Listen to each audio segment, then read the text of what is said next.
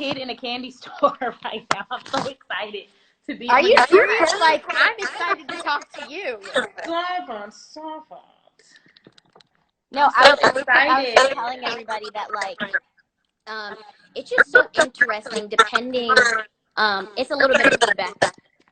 On mine? Yeah. Might be yeah, we can't have no, Teddy Riley. Okay, did that help or no?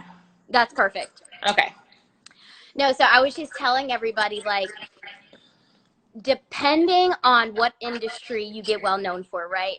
It's almost in a sense, and you know, we can't blame them, right? But it's almost in a sense, I'm like, I don't think y'all understand. Like, this girl doesn't have what she has because she's funny.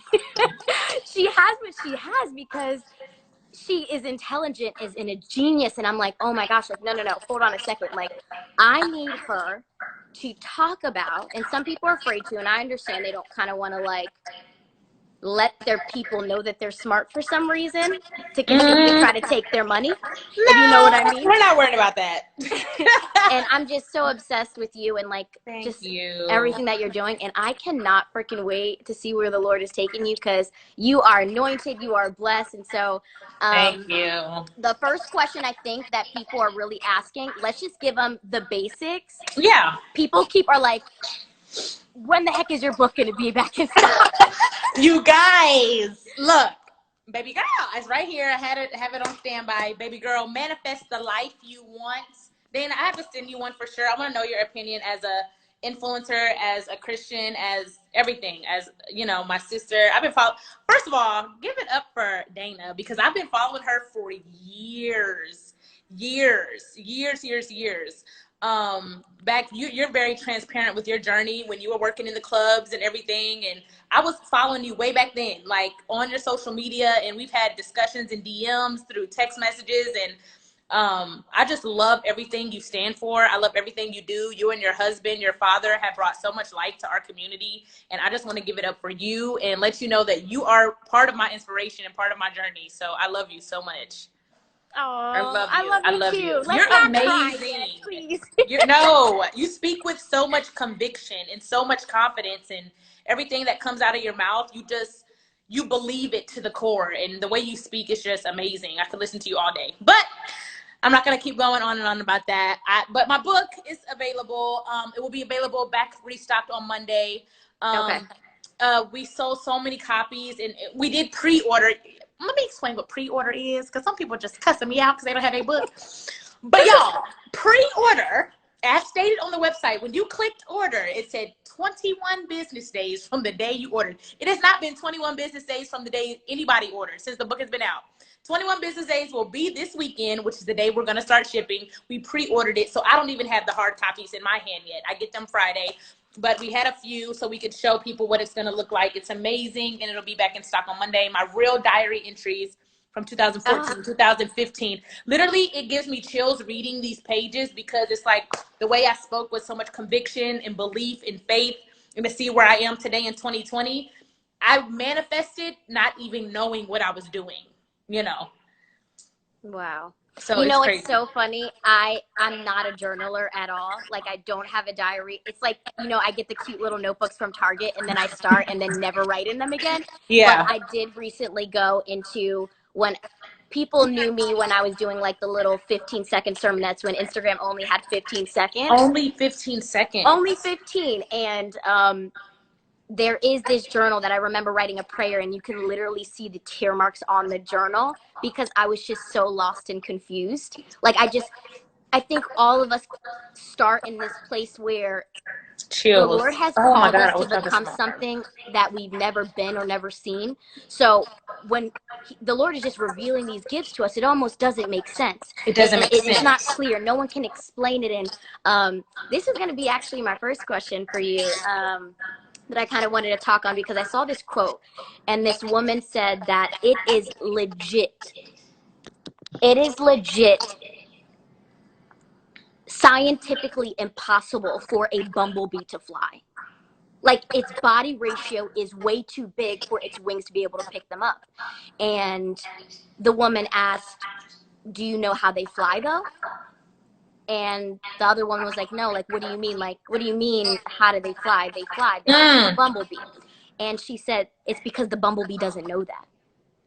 The bumblebee doesn't know that it's not meant to fly, that it has odds against it that refuses scientifically for it to take air, to take flight. And so I'm curious for you. I had somebody in my life, and as you know, my father, I would say that when he looked at me, and this is what our parents are supposed to do, but unfortunately, a lot of our parents aren't even happy with themselves. So it's like, it's hard for them to look into us and say, oh my gosh, she's gifted, she's talented. But my dad was an entertainer. And so when he looked at me, he was like, oh my gosh, like, she's it. And he believed in me, and he gave me that fearless confidence that I would say, I'm gonna be honest, I even have it today. I mean, it seems crazy to you, but I'm the bumblebee. I don't know that I cannot do anything because somebody built me up. And I want to know for you, where do you get your confidence to say, you know what, let me create my own product, let me write my own book, and it's going to be profitable enough to support not just my lifestyle, but actually employ people and take care of people. Then I'm going to do this. I'm going to do, like, what gives you that confidence to do that? You know what? It's so crazy you mentioned your dad, because I just talked to my dad for the first time. We talk all the time, but we just been busy quarantine. He's a pastor. So we talked to him. I talked to him the other day. I said, Dad, you know, he watches my Instagram and stuff.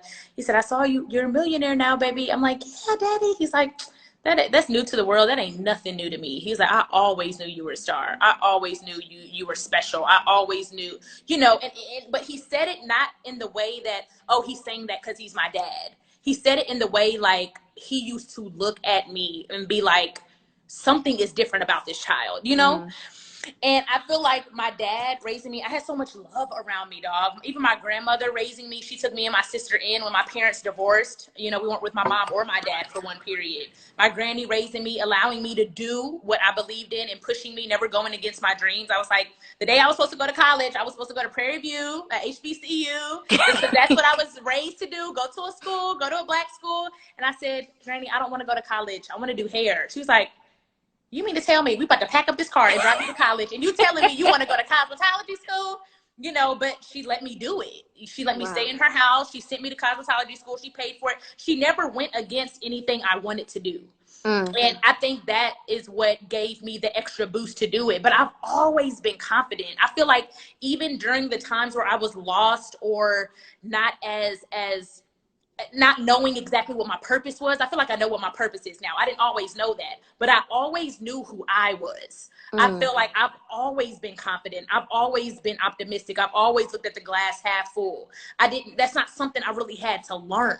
And I don't know how to explain that because it's always been in me. And a lot of people ask, how do you get that? I feel like I've always had that. Always. I can 100% agree. There are some things, and once again, it's not to make you less than, but I just believe that a lot of people have different roles in life. And if you're not called to be a leader, if you're not called to be an entrepreneur, best believe if you serve the right person who cares and loves about you, they can put you in a very beautiful situation. And so I just feel like I don't want this social media culture of like entrepreneurs being the new thing. Like, dude, if you're not to me, that's the number thing. If you're not a leader, don't go into entrepreneurship, okay? At all. And it's not for everybody. Yeah. And I say that all the time. Everybody can be a boss. Everybody can be a boss.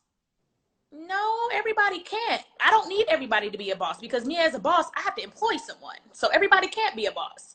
And everybody's not called to be a boss. Everybody's not called to be an entrepreneur. And I don't want people to do that just because it's the new trend or the new thing.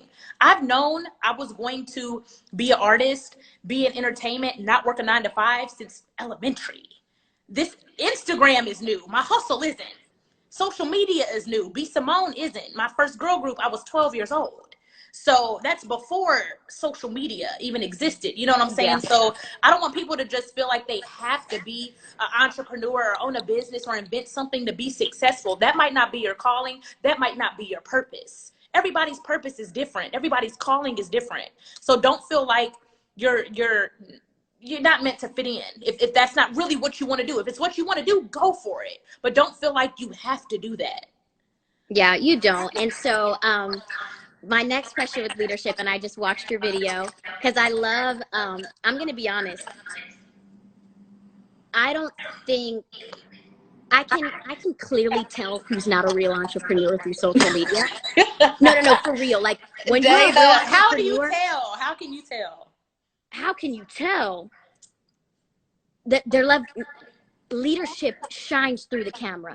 Amen. And there's certain things that, okay, you can do numbers, you can fake numbers, you could do all that, but there's certain lessons that I believe only true leadership, when you have someone sitting in your face trusting and asking you for guidance, and you're able to lead them, that's something that you can't hide. And so for me, for entrepreneurship, I could clearly tell. And it seems like now more than ever that in order for you to get to that next stage of your life, you're going into company building and corporate building. Girl, and I'm obsessed. And I love it because I already know what you're going to go through. And I'm like, oh, I can't wait till she hits that. And one, I'm proud yep. that I'm going to be honest. One thing, it's one God and then one obedient, but I know who the hell I am. And so I know that if you need help and you need assistance and you need guidance, that I'm going to be able to assist and help you. And so I was watching your video and you were talking about this level of, okay, hold on. How do I separate friendship and team members? Because I fall in love with people so quick. They're saying we are getting a little bit of feedback. Let me turn my camera down. Yeah.